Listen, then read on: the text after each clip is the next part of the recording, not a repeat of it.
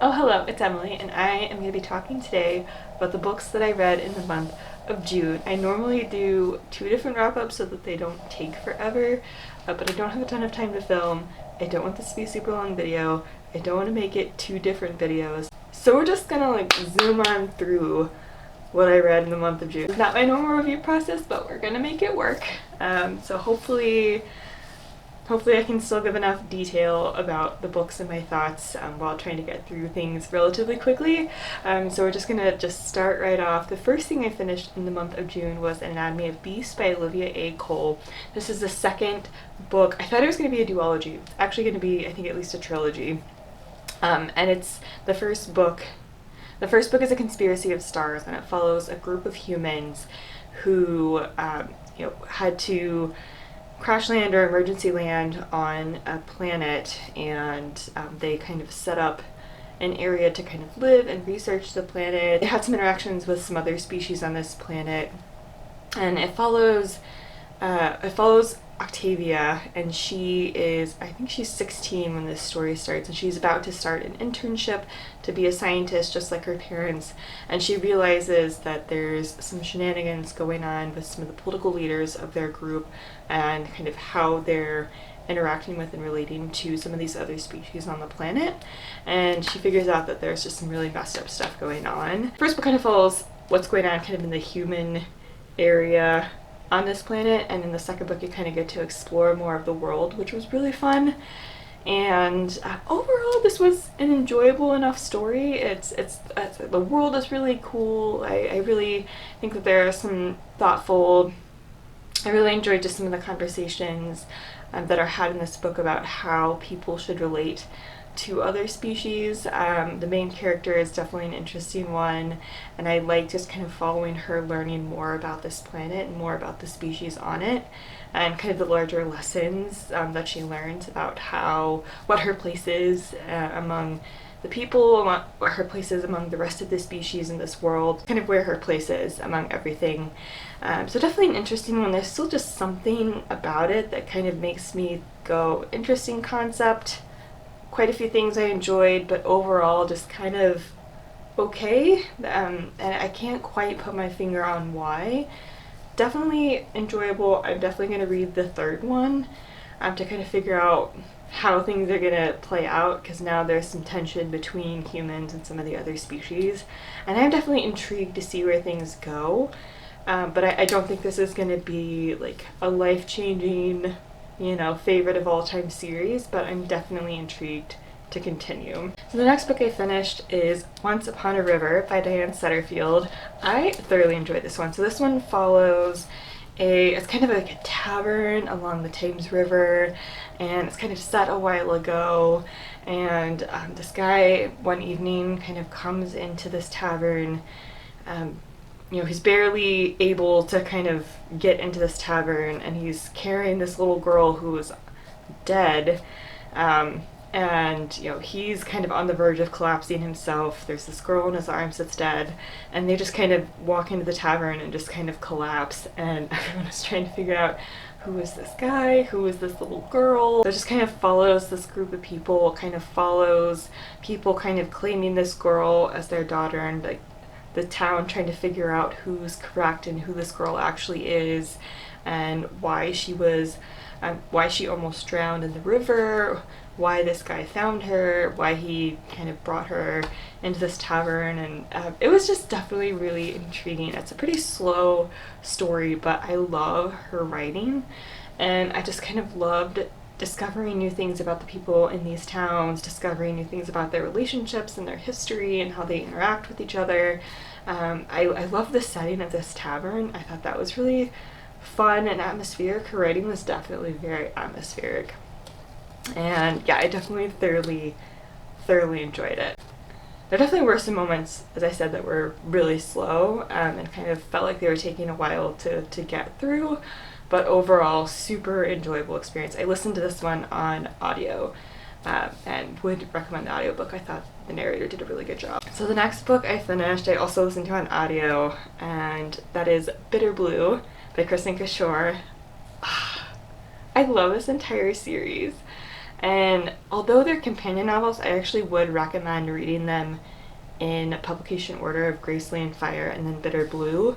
And I freaking love Bitter Blue. So Bitter Blue actually does chronologically follow the events of what happened in Graceland. But there's also some interactions with some people that you meet in Fire, even though Fire takes place in a completely different part of the world. And so, you know, definitely good to read them in order, but I freaking love this entire series. I love Bitter Blue. I loved the cast of side characters in this story that she was around. So it just kind of follows her leading her people and trying to figure out what that's like and try to kind of come into her own as a leader. It's hard to describe the plot of this without spoiling a bunch of things, so this is a very difficult one to talk about, but I love everything about this entire series. I love the characters. The world is just so much fun. The characters are so much fun. The politics is super interesting. Like, I love it. I love this entire series. Please read it. So the next book I read, I also listened to on audio, and that is Quiet by Susan Cain. And this is a nonfiction book that talks about introversion, and I thought it was a fascinating read. So she talks about kind of the power of introverts and talks about why people should value, you know, society tends to value extroverts, and her case essentially is that there is a lot of power and a lot that comes with being an introvert, and that we shouldn't dismiss and that we should still cherish and value the things that introverts can bring to the table in different situations, that in leadership situations and in other situations too. She talks just a lot about what introversion is, how people experience introversion differently, how there are a lot of other traits that are very commonly associated with introverts that are not introversion.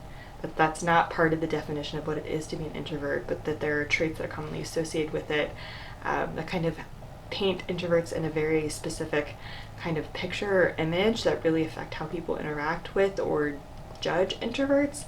And so she tries to distinguish, she tries to define what introversion is, and she actually has a pretty broad definition of what introversion is and how introversion relates to these other and I'm kind of blanking on the full list of other characteristics that she talks about, but you know, she talks about how shyness is distinct from introversion, but how you know, there can be shy introverts, and even if it's more closely associated with introverts, there can also be shy extroverts. And so I think she does a really good job kind of trying to isolate what introversion is and what it isn't, how people experience it, so that people can kind of gain a better understanding either of themselves if they kind of identify with some of these characteristics, or for people who don't, I think it's a super helpful read to kind of really come to understand better what that experience is like and how you can understand that better and interact and come to value and appreciate people who are introverts in a very different way. And there's a lot of research. I think it's a very well-researched, well-written book. And there was even, I've read quite a bit about personality and psychology and kind of the interaction of those two things. And there was even quite a bit in here that I didn't know and learned. And so that was really interesting. So that was really exciting to kind of even learn more than what I had already researched about this. So I thought this was a fascinating book, and I honestly would recommend it to anyone, either to better understand maybe themselves or other people.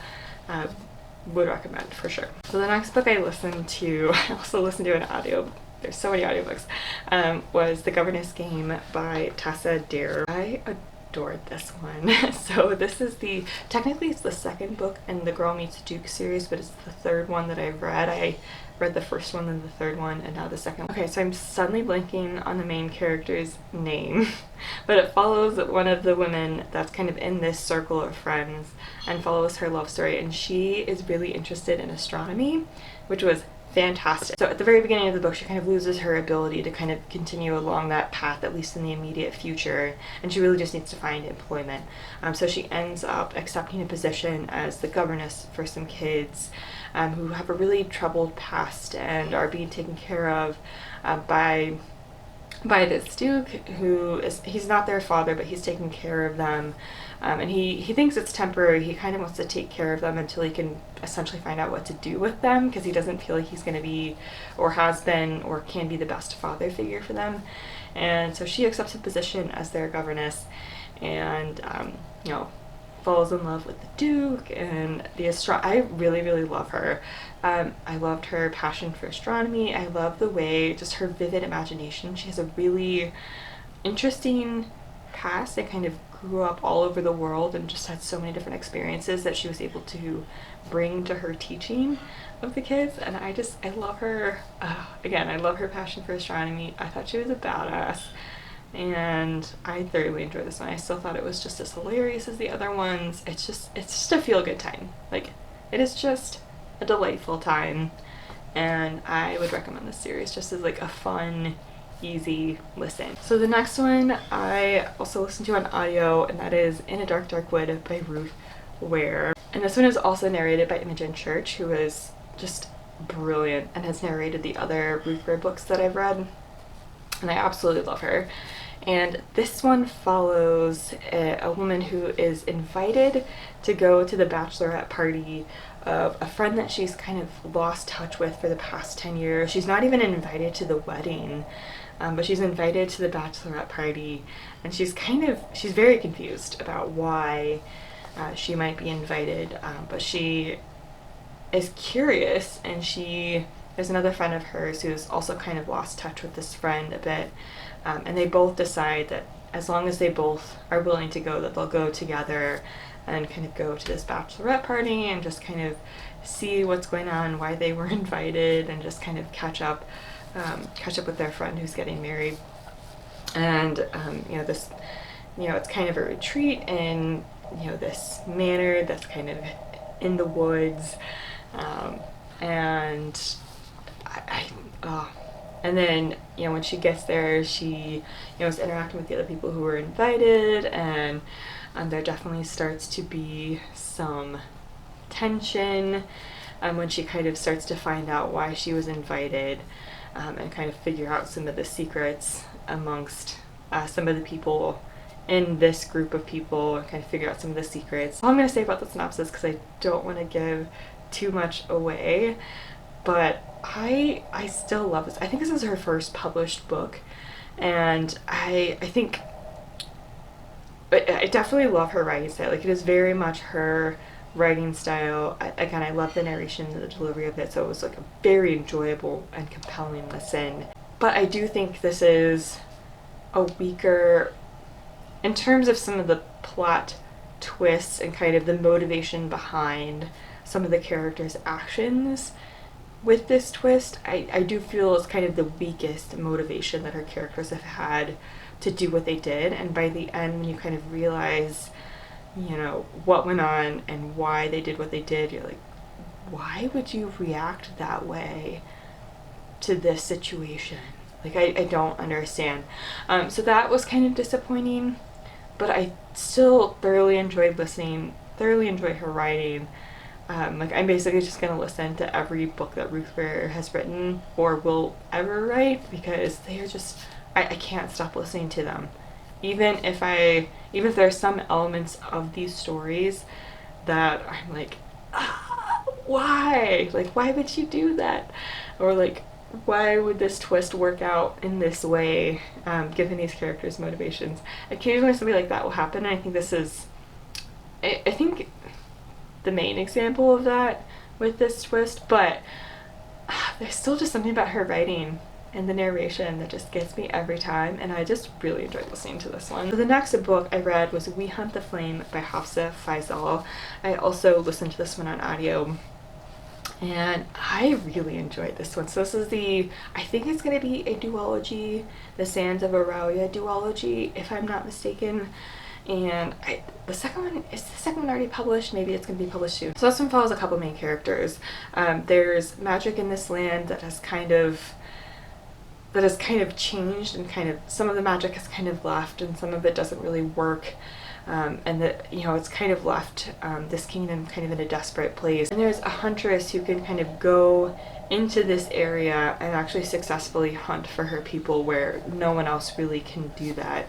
And so she hunts for her people. She's trying to kind of do her best to help her people. So this huntress is approached by another character and basically told that she needs to go to a certain place and find an object, and that will help bring magic back to their land. And you also follow a prince in this land who is kind of forced to hunt the huntress as she's looking for this item. And so you follow kind of those two characters as they're kind of going to this place, and you kind of follow them meeting and follow their journey to find this object and get magic back. And honestly, I really enjoyed this one.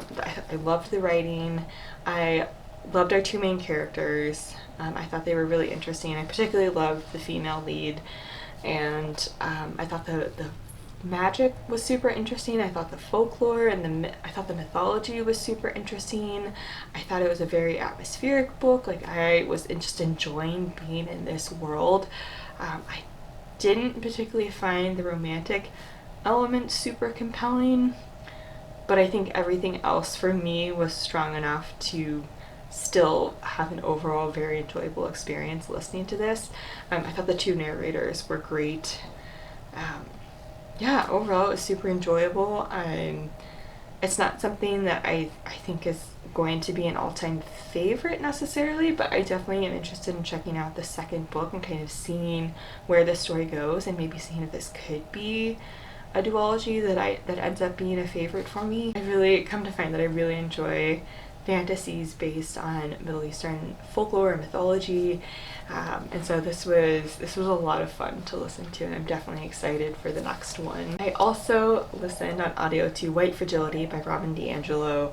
I didn't quite get to White Rage in June. Trying to follow along with the Blackout Buddy Readathon didn't quite work, but I did finish White Fragility, and I do have plans to listen to White Rage coming up. This is written by a white woman who essentially is exploring the concept of white fragility, and she is talking about her experiences as essentially a consultant who's hired to come into companies to kind of help them confront why they might not be able to recruit people who are not white, for example. So she's typically brought in to kind of talk to companies about their culture and about their policies and about their practices and about individual experiences that people might have.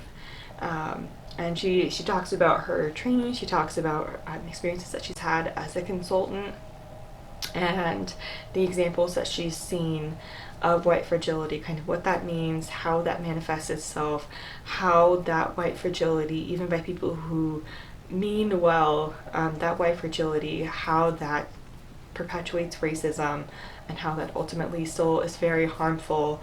And she kind of goes into depth about that, and also talks about strategies to kind of work on reducing your white fragility, and really emphasizes that it's a continuing process. I think she does a good job of talking about how, for example, racism is distinct from discrimination, and kind of the systemic nature of what she's talking about when she says this is what racism is.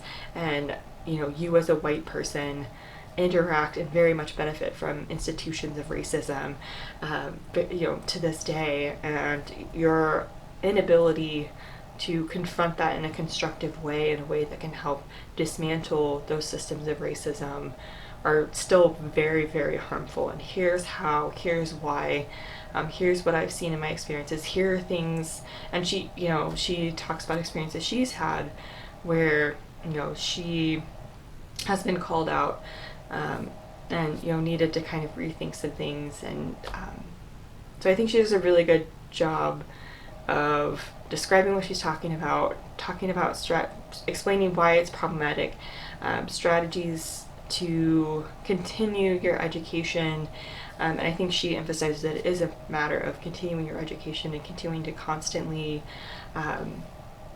actively work on dismantling systemic racism and confronting your own white fragility as a white person. So I thought this was a really interesting read, and would definitely recommend it. Next I read physically while listening to the audiobook. I read Wicked as You Wish by Ren Shipeko. This is a delightful story. I really enjoyed this one. So this book follows Stalah and her family are part of a group of people who were kind of exiled from this magical land that was taken over by the Snow Queen. And Alex is a prince of this land that was taken over, but he has managed to escape. They're in Arizona, and so they're trying to essentially kind of stay protected, and they're also looking for this bird that it should come on Alex's 18th birthday to kind of help them and be a sign that they can go back to this land and essentially fight the Snow Queen and kind of reclaim their kingdom. And I absolutely adored this. I love the characters. I thought the main character was fantastic. I absolutely adore her. I love this cast of side characters that she interacts with. I love her family a lot. I love the elements of Filipino culture that Ren Shipeko integrated into this story.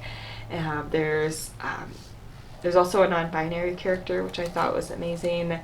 And so they essentially, so it's them trying to fight the magical creatures from the Snow Queen's land, and they're trying to get back to the kingdom that she took over, and they're trying to figure out how they can take that back from the Snow Queen. And I just love the creatures they come across as they're going through their adventures. I love the cast of characters. I'm super intrigued to continue on with the series. There was kind of a twist at the end, and I'm just super intrigued to see how this story turns out. So I thought this one was a lot of fun. I don't think this will be a favorite series of all time, potentially, but I'm definitely willing to continue reading because I'm interested in seeing where the story goes. So the last thing I read was The Well of Ascension by Brandon Sanderson. I actually have a physical copy right over there, but I'm just going to put a picture here. This is the second book in the Mistborn series, and I fucking love this series. This follows Ven and Kelsier, and they are Mistborns, and in this world, I've described this series quite a few times on my channel recently as I've been reading it, but it follows Mistborns, and in this world you get power by ingesting metals, and if you can ingest one metal and use that for power, you're a Mistling. If you can use all 10 kinds of metal and use them for power, you're a Mistborn. And the Dark Lord has been ruling for 1,000 years, and so it basically follows the resistance and follows Mistborns trying to lead the resistance. And I love this book. I love this series so much. I love the characters. Ven is everything. I adore Ven, and I love the cast of characters in this one as well. I think the characters are so well fleshed out, and I think the second one also kind of gets more into different politics that I thought were super interesting. The second one also delves deeper into some of the prophecies and mythology that center around the Dark Lord and the Dark Lord taking over and kind of the resistance. So I thought that mythology element was super interesting. This one was definitely felt slower than the first one, but that didn't bother me personally. I still loved being in this world, and I'm very excited to continue on to the Hero of Ages. And that's really all I have to say about it. Like, I love this series. So that is everything I read in the month of June. So thank you so much for watching, and I will be sure to leave my Twitter and Instagram linked below. Be sure to subscribe for more bookish content. I will also, of course, link below, or continue to link below, ways that you can help the Black Lives Matter movement. So be sure to check that out below as well, and I will see you on the next one. Bye.